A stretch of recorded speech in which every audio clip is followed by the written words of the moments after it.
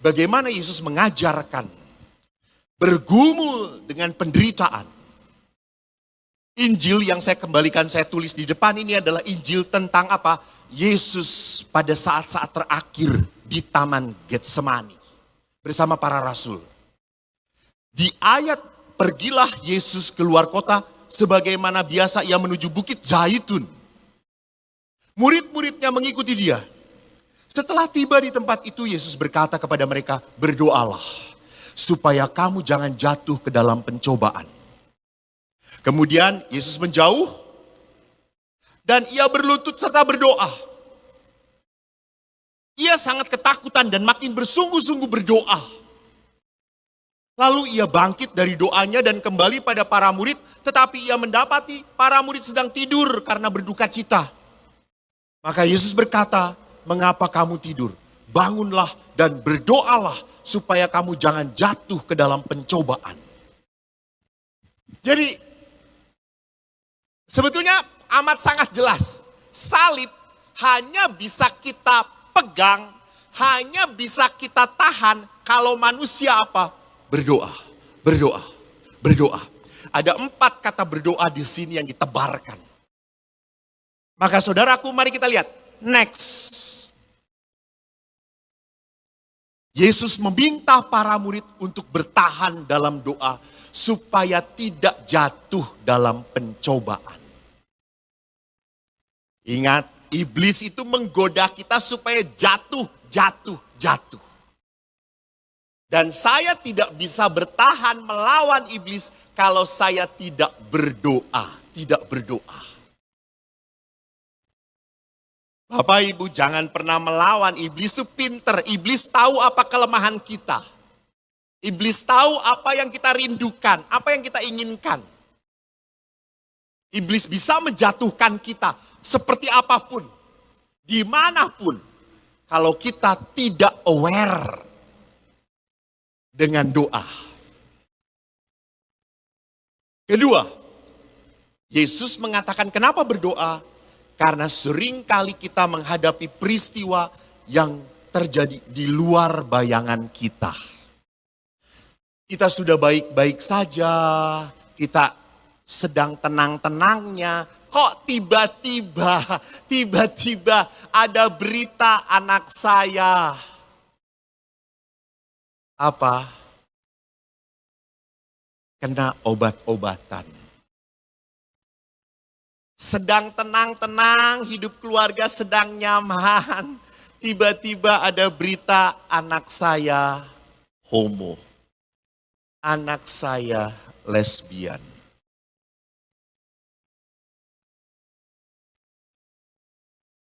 Padahal keluarga sedang nyaman, rukun-rukun, baik-baik saja. Tiba-tiba pasangan Anda dipanggil Tuhan. Karena hidup itu misteri. Tiba-tiba saja kita bisa menghadapi sesuatu yang mengagetkan. Yang tidak kita persiapkan. Maka Yesus berkata, you pray, berdoa. Supaya apa? Supaya mendapatkan kekuatan ekstra dari Tuhan. Kekuatan ekstra dari Tuhan. Next. Maka lihat, Yesus pun pernah mengalami ketakutan yang amat sangat. Ketakutan itu akhirnya disimpulkan oleh Yesus dengan kata-kata apa? Eloi, Eloi, lama sabachthani. Allahku ya Allahku, mengapa engkau meninggalkan aku? Ini adalah perasaan total ditinggalkan Tuhan.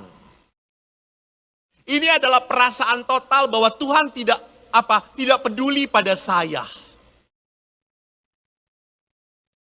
Suatu saat saya berhadapan dengan seorang ibu. Ibu ini usianya 70 tahun. Tiba-tiba ibu ini masuk usia yang ke-71 tahun. Dalam waktu begitu cepatnya divonis kanker payudara stadium 4. Ibu ini seorang aktivis di paroki. Ibu ini punya keluarga yang baik-baik. Suaminya pun baik sekali. Di saat ia divonis, ia drop. Ia tidak ke gereja. Ia tidak mau berdoa lagi. Ia tidak pernah mau ikut pertemuan lingkungan. Karena dia malu. Setiap ibu-ibu tanya, "Bu, gimana?" "Oh, ibu sakit sih ya." "Kenapa, Bu?" Nah itu, ditanya. Apalagi ada dosa apa, Bu? Kan makin gak enak toh ya. Kan kadang-kadang ibu-ibu kan, mama ini kan tegaan toh. Jadi ibu ini makin apa? Makin tidak mau masuk ke dalam komunitas. Dia makin menjauh.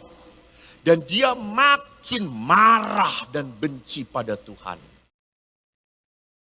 Bahkan ada satu titik di mana suaminya menawarkan, "Kamu mau panggil Romo untuk memberikan sakramen Ekaristi?"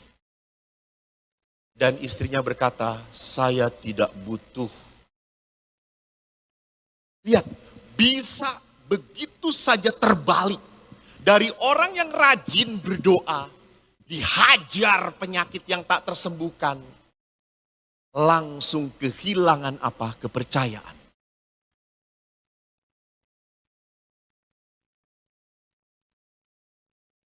Saudaraku, berhati-hatilah.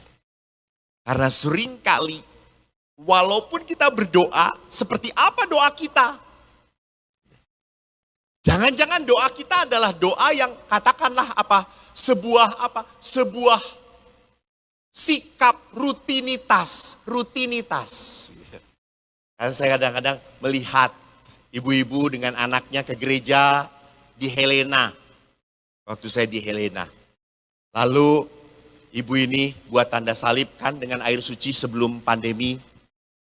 Lalu dia ngomong kepada anaknya, "Nak, duduk di mana?" Lalu anaknya ngomong, "Terserah mama aja." Jadi banyak tindakan rohani yang dilakukan. Asal doa pun bisa jadi seperti itu. Maka doa pun seringkali hanya terus amin. "Tuhan, terima kasih, makanannya enak, amin." Terus amin. Saya kan pernah Romo di Bandung, umatnya baik-baik. Tidak hanya di Cibubur. Dan umat itu kalau ngajak Romo, jarang yang ngajak olahraga, ngajaknya makan terus. Suatu saat saya diajak makan Romo, di tempat stik yang mahal. Satu stiknya 2.500.000. Belum pernah kan kelihatan miskin banget ya. Projo Bogor lebih miskin daripada OSC, saudara-saudara. Kami yang bergaul, mereka yang melakukan. Lalu yang mengundang saya hanya suami, istri, dan anaknya. Terus hot stone. Tahu nggak Romo hot stone? Watu sing panas. Lalu pada saat saya lihat itu stiknya tebel, lumer. Wah, saya udah dari wanginya juga enak banget, dari aromanya juga enak banget. Lalu setelah tiba semuanya, bapaknya berkata, "Ayo makan Romo." "Bu, nak makan nak, yuk." Langsung dia makan. Saya enggak biasa. Saya selalu berdoa. Karena mereka sudah makan, saya berdoa sendirian. Anaknya yang sebelah itu ngeliatin saya terus. Setelah selesai berdoa, anak ini nanya pada saya, "Romo, emang kalau udah didoain stiknya makin enak?" "Ya enggak sih," kata saya, "kan enak, ini sudah stiknya udah enak banget. Lalu ngapain Romo berdoa? Kan stik udah enak, udah makan aja gak perlu berdoa." Terus saya berkata, "Nak, saya bersyukur pada Tuhan. Baru sekali ini makan stik mahal, enak." "Oh Romo baru sekali?" "Iya." "Oh kalau saya tiap bulan sekali Romo." "Oh asyuk," kata saya itu anak ini.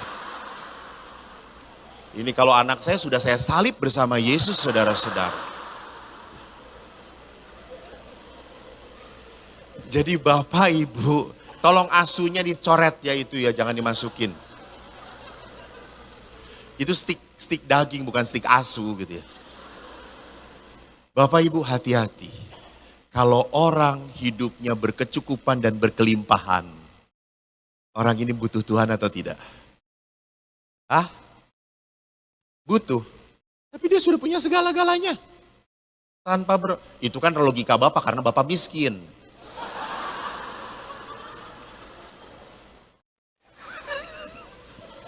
Tapi kalau orang sudah punya segala-galanya, dia akan berdoa lagi atau tidak? Tidak, mudah melupakan Tuhan. Maka jangan takut, justru kita dibuat menderita supaya apa? Supaya kita dekat pada Tuhan. Supaya kita dekat dengan Tuhan. Maka ibu-ibu, buatlah suami Anda menderita. Supaya dekat dengan Tuhan. Betul. Jelas ibu-ibu? Tapi bapak-bapak yang masuk surga, ibu-ibu tidak.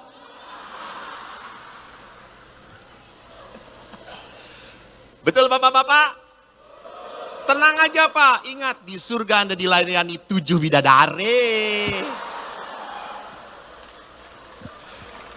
Weh, tepuk tangan lagi. Next. Maka saudaraku yang terkasih, manusia sampai titik nadir. Help me Lord. Next. Bagaimana manusia menghadapi penderitaan umumnya?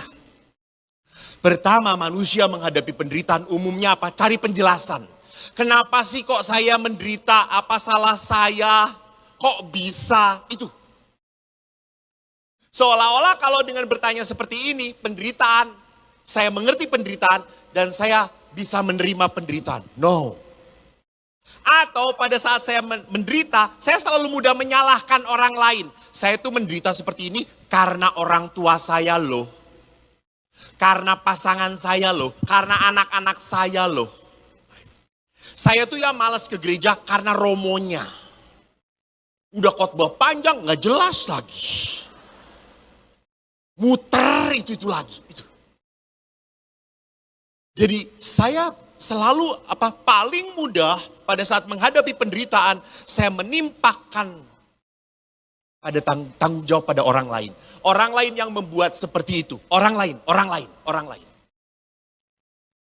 Saudara-saudara, saya waktu melihat, mengalami, saya kecil, saya begitu dianiaya oleh ayah. Ayah itu tidak pernah memuji saya. Namanya anak, apalagi anak pertama kan ingin dipuji. Tetapi kalau ayah itu hanya memuji kalau nilai sekolah bagus. Bayangin. Maka siapa yang selalu dipuji? Adik saya. Dan itu menyebalkan saya.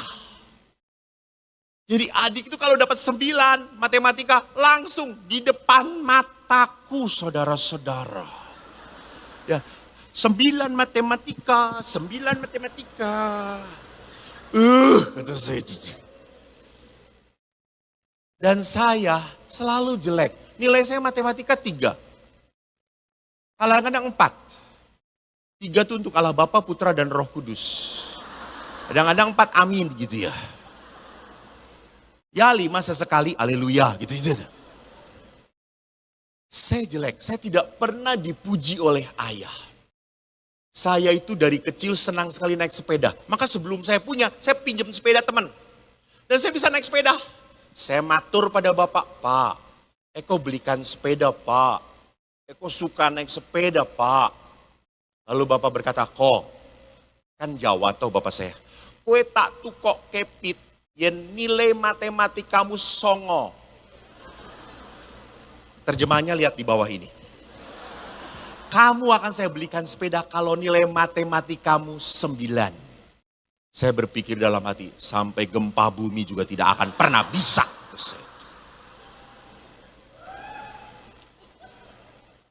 Adik saya beberapa minggu kemudian datang ke Pak, beliin sepeda Pak. Dek, nilai matematikamu 9, Bapak beliin. Saudaraku 10 besoknya nilai matematika. Dan dibeliin sepeda oleh ayah. Dongkol banget. Padahal dia belum bisa naik sepeda. Lalu ayah berkata, ajari adikmu naik sepeda ya. Gitu ya.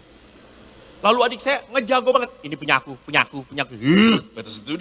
Sudah mau saya telan itu adik saya itu. Lalu kan Eko ini walaupun blow on, tapi masih punya otak saudara-saudara. Adik saya tuh saya ajarin, saya pegang, nggak bisa-bisa. Jengkel lama-lama. Di depan rumah saya itu ada turunan yang curam banget.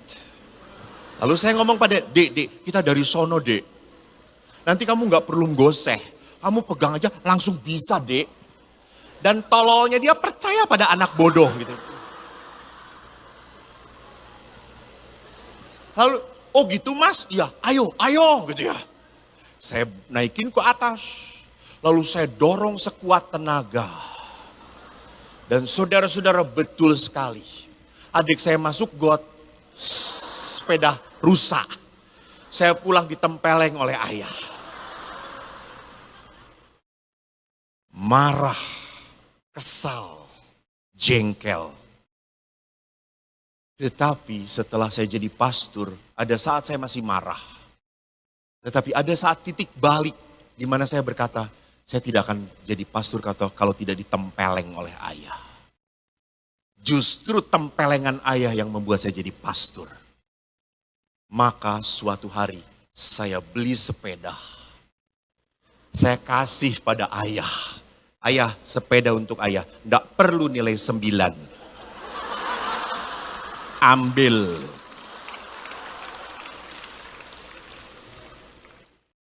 Saudaraku, apa yang mau saya katakan? Bahwa kita harus bisa melihat penderitaan dalam kacamata berkat. Next. Maka peristiwa salib adalah peristiwa batas. Jadi hidup ini ada batasnya. Di mana kita tidak bisa apa-apa lagi. Banyak hal dalam kehidupan yang tidak bisa kita mengerti. Saya masih ingat Uskup Fulton Sheen waktu berbicara, berkhotbah tentang Allah baik. Ada seorang ibu tua yang angkat tangan. Monsinyur, kalau dikatakan Allah baik, Allah memberi berkat, kenapa kok ada penderitaan? Lalu Uskup Fulton Sheen berkata apa? Penderitaan justru membuat engkau mendekat pada Tuhan. Bagus. Jadi Bapak Ibu di saat engkau menderita, jangan malah marah, malah ngambek, malah jauh dari gereja. Salah. Anda makin menderita. Justru pada saat Anda menderita, Anda harus semakin dekat pada Sang Pemberi berkat, pada Sang Pemberi kekuatan. Next. Maka kami Ordo Salib Suci mempunyai moto apa? In cruce salus. Dalam penderitaan itu ada apa? Ada salus, ada keselamatan, ada kebangkitan. Next. Nah, sifat penderitaan itu apa? 2. Tidak bisa digantikan. Yang kedua adalah apa? Tergantung dari kepasrahan dan ketulusan. Jadi penderitaan itu berat karena Anda tidak bisa menerima. Tapi pada saat penderitaan itu bisa Anda terima, Anda akan berkata ringan. Kemarin saya pernah cerita juga, waktu saya ziarah ada seorang ibu, masih muda. Ibu ini di usia mudanya punya kanker payudara. Dia langsung ngomong, saya kena kanker payudara karena saya salah.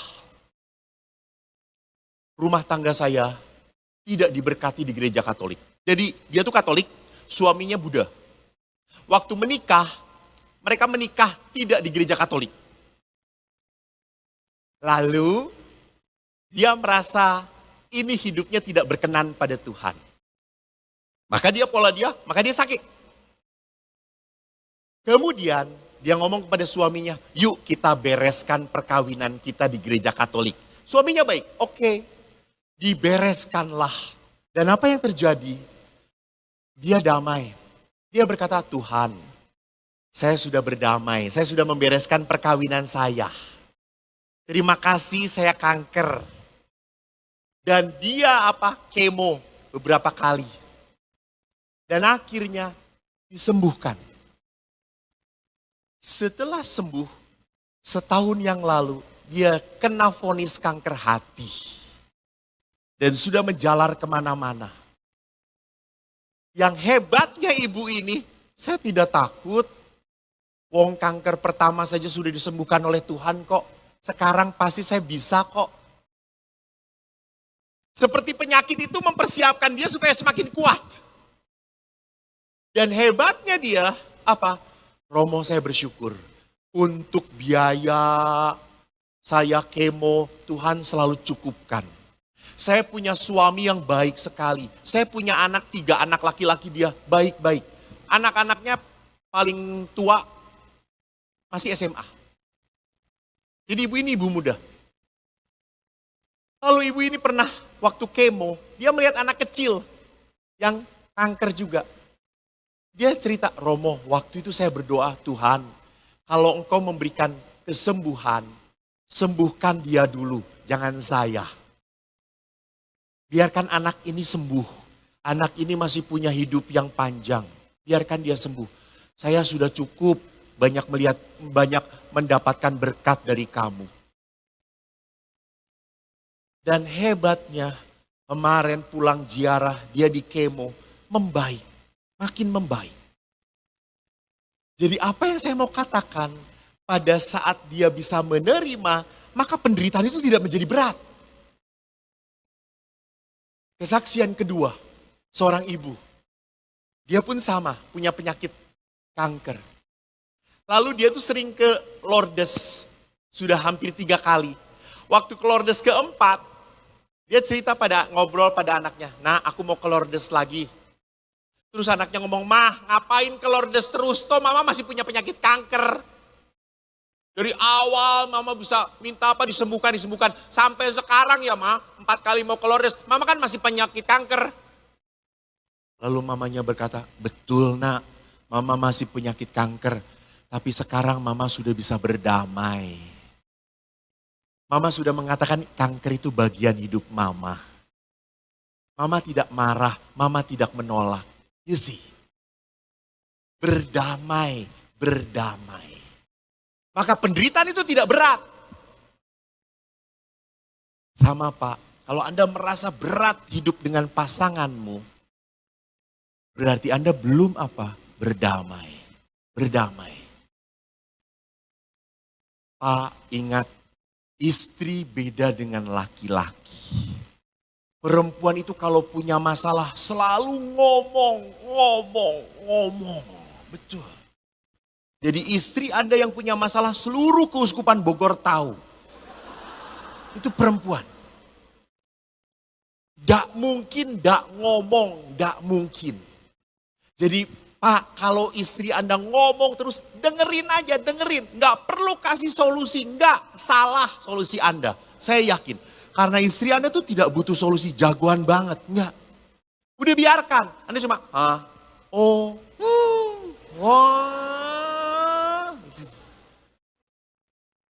Saya pernah seorang ibu siang-siang datang pada saya, Romo, saya mau bicara. Ibu itu ngomong 1 jam. Tanpa bernafas saudara-saudara. Edan kata saya itu. Karena saya nggak bisa nyela gitu. Ngomong terus buset. Sudah sampai 1 jam saya tuh ngeliat jam. Udah 1 jam. Ibu sebentar saya belum selesai. Oh iya gitu. Lalu akhirnya nambah 30 menit lagi. Aduh untung seumur hidup baru sekali ketemu itu saudara-saudara gitu. Lalu saya juga pada saat ibu itu ngomong saya langsung berpikir Tuhan. Betapa hebat bapaknya ya. Berpuluh-puluh tahun harus menghadapi ini. Saya yang sehari aja udah gak tahan kata saya tuh. Si ibu ini ngomong. Lalu setelah itu, sudah pastor. Dah Bu. Lalu saya kasih, Bu bagaimana kalau ini? Sudah pernah itu. Bagaimana kalau ini? Sudah tahu itu. Ya sudah Bu terserah ibu Bu kata saya tuh. Gak perlu. Jadi kalau istri Anda berbicara terus ngomong, udah, ya, udah cukup. Laki-laki beda. Laki-laki punya masalah, apa yang akan dilakukan oleh laki-laki? Diam, menarik diri. Maka istri jangan ngomong kepada suaminya, ayo mas, ngomong. Istrimu, terbukalah. Allah, terbukalah. Para suami itu jarang bicara, betul. Diem, tiba-tiba stroke, mati aja.